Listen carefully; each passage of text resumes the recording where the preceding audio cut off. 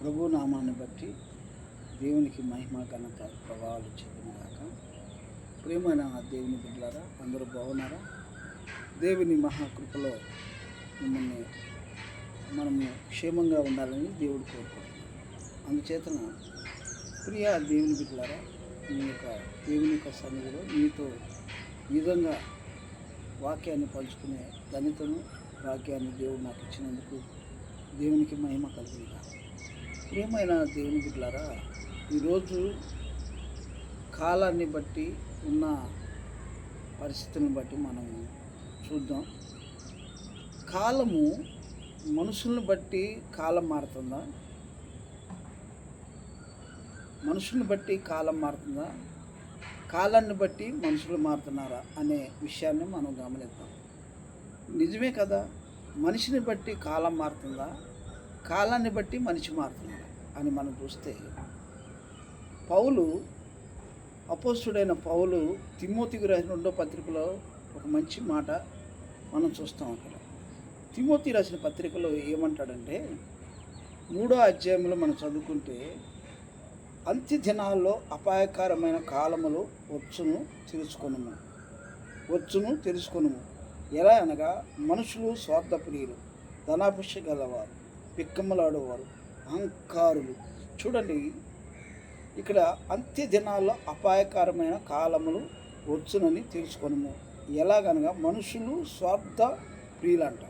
ఇక్కడ చూడండి, మనుషులు స్వార్థ ప్రియులు అంటే మనుషులు భూమి మీద జరిగించే ఏ చెడు కార్యమైనా, మనం చేసే చెడ్డ కార్యాలను బట్టి, మనం నడిచే నడవడికని బట్టి, మన మానవ యొక్క భూమి మీద వైఖరిని బట్టి కాలము మారుతుందని పౌలు భక్తుడు తిమోతికి రాసిన 2వ పత్రికలో ఈ సంఘానికి రాస్తున్నాడు.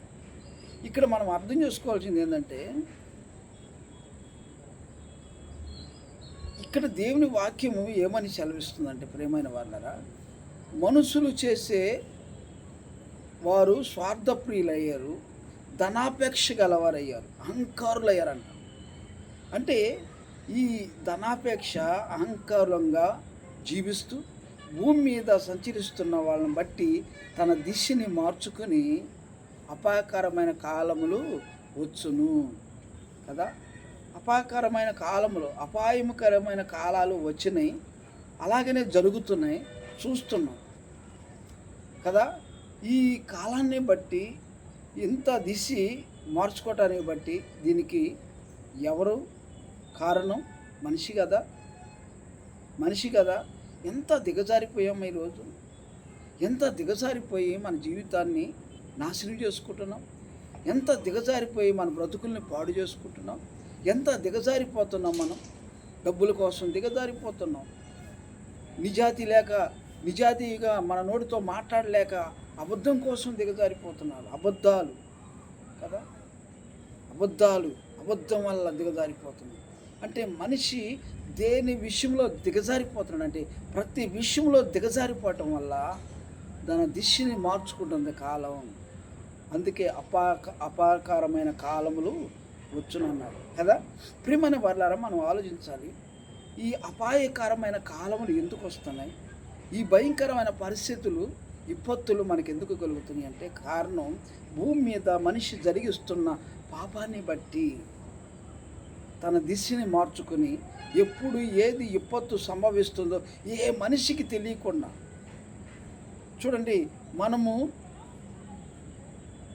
మనకు ముందుగా ఒక పరిస్థితిని జరుగుతుందనగా మనకి టీవీలో, వార్తల్లో చెబుతారు. అంటే ఫలాంది జరుగుతుందనగా, ఫలాంది విపత్తు సంభవిస్తుందనగా చెప్పినప్పుడు అది జరగదు. మీరు గమనించండి, చెప్పినప్పుడు జరగదు. అది అనుకోకుండా వస్తుంది, అనుకోకుండా విపత్తు వస్తుంది. ఆ విపత్తులో అందరూ సజీవ దహనం అయిపోతున్నారు. కారణం ఏంటో తెలుసా? ప్రేమైన వాళ్ళ, మనిషి స్వార్థప్రియుడయ్యాడు, ధనాపేక్ష గలవాడయ్యాడు, అహంకారి అయిపోయాడు. అహంకారి, ఇదంతా నాదే, నా మాటే చెల్లాలి, నేనే, ఇలా తాను గొప్పగా పెంచుకుని తాను గొప్పగా ఎంచుకుని భూమి మీద ధనాపేక్షకి అలవాడై ధనం ఉంటే చాలు, మనిషితో పని లేదు, ధనమే ధనమే ధనమే ధనమే, నాకు మనిషితో పని కాదు,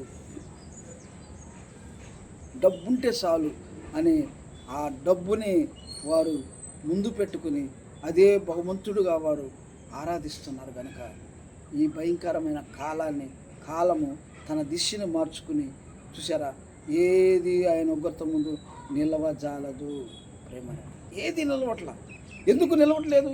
కారణం అంటే మనిషి ఎంత దిగజారిపోయాడో మనం చూస్తాం. అందుచేత మనిషి తన బుద్ధులను బట్టి, తన నడవడికను బట్టి, తన ఆలోచనలను బట్టి ఎప్పుడైతే దేవునికి విరోధంగా తన బుద్ధులు ఉన్నాయో, దేవునికి విరోధంగా తన ఆలోచనలు ఉన్నాయో, దేవునికి విరోధంగా బ్రతుకులు ఉన్నాయో, అది శిథిలమైపోతుంది. అందుచేతనే ఈ విధమైన బుద్ధులతో మనం భూమి మీద సంచరిస్తున్నప్పుడు మనకి అపాయకరమైన కాలము రాదా? భయంకరమైన కాలాలు రావా మనకి? కదా, వస్తాయా రావా? అంటే మానవుడు సంచరించి విధానాన్ని బట్టి కాలము తన దిశని మార్చుకుని మనుషుల్ని అంతము చేస్తుంది అనేది గ్రహించాలి. ప్రకృతి అంతం చేస్తే ప్రకృతి మీద కేసు పెడతారా? వేల మంది తుఫాన్లకి, గాలివానలకు, వడగండ్లకు, పిడుగులకు ఎంతోమంది చచ్చిపోతున్నారు. కారణం అంటే దేవుని కోపం ఉగ్రతని వచ్చినప్పుడు. అందుకే దేవుని పిల్లల ప్రత్యక్షత కొరకు సృష్టి మిగుల ఆశతో తేరి చూస్తుందంట. అది సృష్టి దేవుని పిల్లల కోసం ఎదురు చూస్తుంది. కానీ ఈరోజు మనిషి ఎలా తయారాడండి? స్వార్థప్రియుడై ఉండలేదా? ధనాపేక్ష కలిగి ఉండలేదా? దిగజారిపోవట్లేదా? పాపానికి దిగజారిపోతున్నాడు. దానికోసం ఎంతైనా అబద్ధాలకు తెగిస్తున్నారు ఈ రోజున. ఒక పక్కన పాపం చేస్తూ, ఒక పక్కన దర్జాగా చెప్పుకుంటూ, దర్జాగా బ్రతుకుతూ, దర్జాగా మాట్లాడుతున్నారు ఈ రోజున. ప్రేమైన వారా, నేను ఒకటే చెబుతున్నా, మీరు పాపం చేసినప్పుడు దానికి తగిన పశ్చాత్తాపం కలిగి మీ పాపాలని కడుక్కోకపోతే మీరు బ్రతుకుల్లో చిందనమందరం అయిపోయే కాలములు రాబోతున్నాయి అని నేను చెప్పబోతున్నాను. అందుచేతన దేవుని సన్నిధిలో భయపడండి. ఆయన సన్నిధిలో భయపడి వనకండి దేవుని కొరకు. అప్పుడే దేవుడు మహాకృప మనకు అనుగ్రహిస్తాడు. దేవుని మహాకృప మనకి అనుగ్రహించబడుతుంది. చాలా జాగ్రత్తగా మనం ఉండాలి. ఆయన సన్నిధి ఎప్పుడు మనం కలిగి ఉంటే ఖచ్చితంగా ప్రభు ఆయన తన హస్తం పట్టుకుని మనం నడిపిస్తాడు. ఆయన హస్తం మన చేయి పట్టి ఆయన హస్తంతో మనం నడిపిస్తాడు.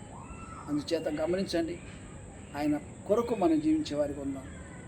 ఈ కాలాలు తమ దిశని మార్చుకుని నాశనం చేయక మునిపే మనం ఎప్పుడైతే మన బుద్ధులను మార్చుకుంటామో, మన ఆలోచనలు మార్చుకుంటామో, మన స్థితిని మార్చుకుని ఎప్పుడైతే దేవుని వైపు తిరుగుతామో ఖచ్చితంగా దేవుడు మన పక్షం నుండి ఆయన కృప అనుగ్రహిస్తాడు.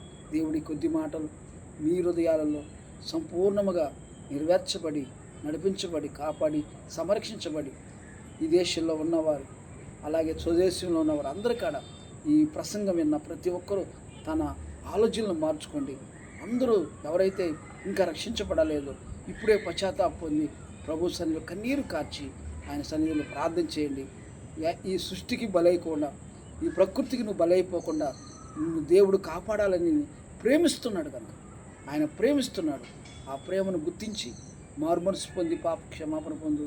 ఇదిగో ఈ దేవుడు నీతో మాట్లాడుతున్న ఈ వాక్యం ద్వారా నాతోనే దేవుడు మాట్లాడాడని తెలుసుకుని తప్పక మీరు దేవుని వైపు తిరగాలన్న ఆశ. ఎవరు నశించిపోవటం నా దేవుని చిత్తం కాదు కనుక గమనించండి. ఇలాగనే ఈ యూట్యూబ్ ద్వారా ఎంతమంది వింటున్నారో వారందరి కాడ కలవరి సైన్యము ప్రార్థనా మందిరాన్ని సబ్స్క్రైబ్ చేసుకోండి, షేర్ చేయండి, లైక్ చేయండి. మీరు ఎవరన్నా కామెంట్ రూపంలో మీ అభిప్రాయాలు తెలియపరచండి. ఖచ్చితంగా నేను ఎలాగా ముందుకు వెళ్ళాలో దేవుని ప్రణాళికల్లో మీరిచ్చే ప్రోత్సాహం బట్టి నేను ముందుకి వెళ్ళటానికి దేవుడు అట్టి కృప అనుగ్రహించి నడిపించును గాక. ఆమె ప్రార్థన చేసుకున్న పరిశుద్ధుడైన మా తండ్రి, కృపగల దేవ, ఈరోజు నా తండ్రి మాతో మాట్లాడిన ప్రతి విషయం మమ్మల్ని మేము మార్చుకుని పశ్చాత్తాపం పొంది ప్రభావ నీ వైపు తిరిగే భాగ్యం దాచి అయ్యా ఎంతోమంది కాలగర్భంలో కలిసిపోయారు. వాళ్ళకంటే మేము గొప్పవాళ్ళం కాదు నాయన. అయ్యా వాళ్ళకంటే గొప్పవాళ్ళం కాదు, ఎందుకంటే నువ్వు ప్రేమించావు. ఎంతోమంది ప్రభా అయ్యా తమ దిశని నాయన కాలము దిశ మార్చుకుంటుంది. కారణం ఏంటంటే మేము చేసే పాపాలు, మేము చేసే దిగజారిపోయే మనస్తత్వాన్ని బట్టి, ధనాపేక్షను బట్టి మా బ్రతుకుల్లో నా తండ్రి అహంకారముగా జీవిస్తున్న మా బ్రతుకుల్లో తండ్రి నీటి బుడగ లాంటి వాళ్ళం ప్రభా, గడ్డి పొరక లాంటి మా జీవితాలను అయ్యా నువ్వు మీరు ప్రేమించారు. అందుకే ఈ రోజున మమ్మల్ని నీ స్థితిలో ఉంచారు కనుక అది గమనించి భార్య, బిడ్డలు, కుటుంబం ఇదంతా మీరిచ్చినే ప్రభా. ఇది మీ కాపుదల్లో భద్రపరచండి. మీ బిడ్డలు అందరూ ఎక్కడ ఉన్నారో, ఎవరైతే తమ ఆలోచనలు మార్చుకుని మారు మనసు రక్షించబడ్డారో వారందరి జీవితంలో మీ వెలుగును దాచి, ఇంకా ఈ రక్షణ లేకుండా ఒక నాయన మరి భయంకరమైన స్థితిలో పాపంలో ఉండి సేవకులని చెప్పుకుంటూ పాపంలో ఉన్నవారు, విశ్వాసులని చెప్పుకుంటూ పాపంలో ఉన్నవారు వారందరి హృదయాలు మార్చబడాలని నేను ఆశపడుతున్నాను. సహాయం చేయండి అయ్యా. పాపం చేస్తూనే ఒక పక్కన దర్జాగా అయ్యా నాయన ప్రైజ్ లార్డ్ హల్లెలూయా ఈ విధంగా నా తండ్రి నీ నామాన్ని అవమానపరుస్తున్నవారు, నీ నామాన్ని వ్యర్థంగా మాట్లాడుతున్నవారు హృదయాలను మార్చండి. వారి నాలుకలు మీరు కాల్చండి నాయన. మంచి మనసునిచ్చి మారు మనసు పొందేలాగా సహాయం.